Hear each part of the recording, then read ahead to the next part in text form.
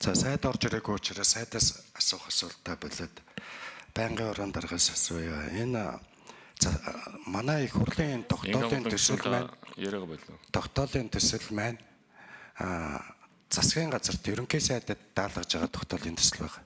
2 дахь залтан тэр чигээр. Тэгээд засгийн газар өөрөө энэ тогтоолын төслийг өргөн барьж байгаа.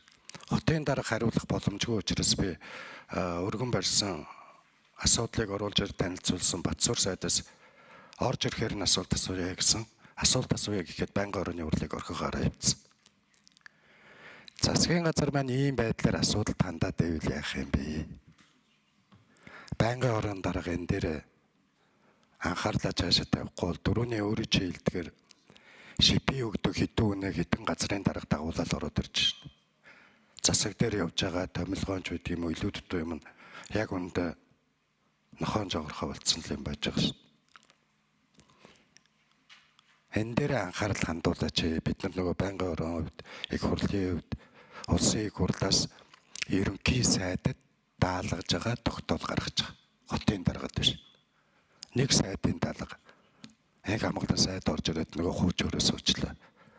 Гавь хэлбэр бахалтай. Тэгэхээр ийм зүйл дээр байнгын ороо болон цаашаа асуумаар. Дээрээс нь эргэж орж ирнэ одоохон гэд гүгэд гарсан Батсуур сайд одоо энэ асуудлыг нэлцээд тусгаад орж ирсэнгүй. Чуулган дээр л асуухаас асуудлыг орхоно.